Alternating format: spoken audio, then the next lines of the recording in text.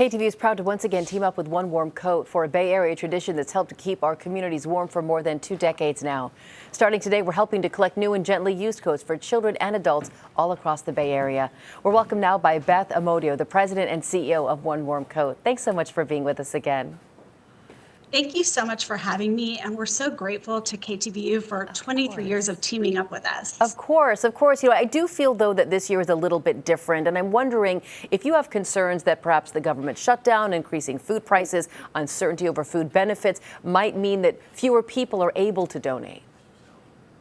Absolutely. The way that we work is we partner with local nonprofit organizations across all 50 states, and we have seen a really sharp increase this fall in nonprofit organizations reaching out to us saying they need warm outerwear items to give to their clients.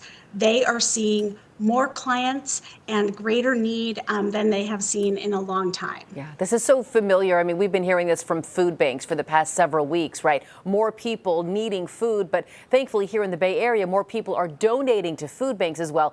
Let's hope that's the case with One Warm Coat. So take us through sort of the journey of a coat, right? We clean out our closet. We have some warm, cozy coats. We go to a distribution center, right? We've got a long list on KTVU.com.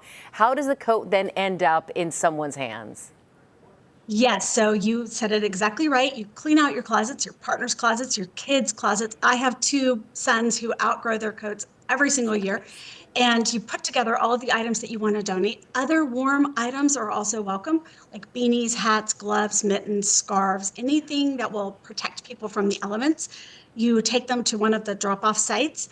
As you mentioned, there's tons of them in the Bay Area. They can go to our website to find a map, or link from KTVU's website.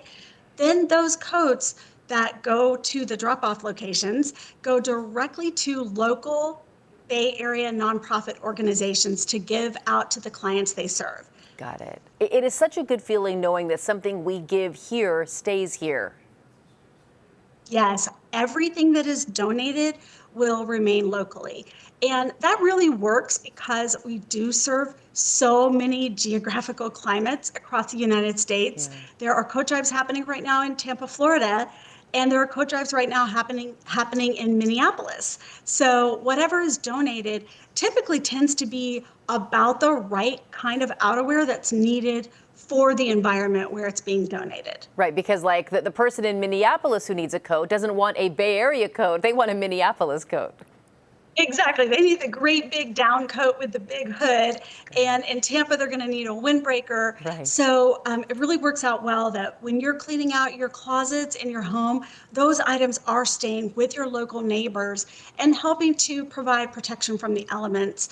When you think about people that are unfortunately unhoused or living in really low quality housing, they really need protection even when the temperatures are not below freezing. Yeah. They can become hypothermic at 50 degrees. Yeah. Can I ask you real quick before we have to wrap up? I love talking with charitable organizations, and many of them, Salvation Army, Goodwill, say, unfortunately, people donate stuff that's not worthy of passing on to someone else or selling in one of their thrift shops. Can you give us some guidelines? I mean, my sons are at the age where they are very hard on their clothes, and sometimes I think, would somebody else be able to use this? Can you help clear up sort of, that concern we may have?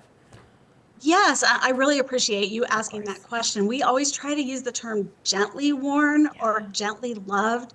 If something has stains or holes or tears or is missing a zipper or a button, that's not an item that we want donated to One Warm Coat. I always say, if you don't want to put your child in it to send them to school, don't donate it for someone else's child. There's lots of really great textile recycling programs in your area where you can take those items that are no longer in good enough shape to be worn. Yeah, and we don't want to make more work for you because all of a sudden my raggedy coat becomes your problem. You have to dispose of it, use manpower to handle it. So we really want to do the absolute best for One Warm Coat and all of our neighbors here in the Bay who deserve to be safe and warm. Beth, it's so nice to connect with you again. I appreciate your joining us on the kickoff of KTV's One Warm Coat Drive. Thank you so much for having me and for your wonderful support of our mission. Absolutely. It is all thanks to our viewers. And if you are listening at home and would love to join, we appreciate your help. If you have a new or gently worn coat, scan the QR code on your screen. You can also head to KTVU.com for a list of participating drop-off locations. Our One Warm Coat Drive is now underway, and it goes until December 14th.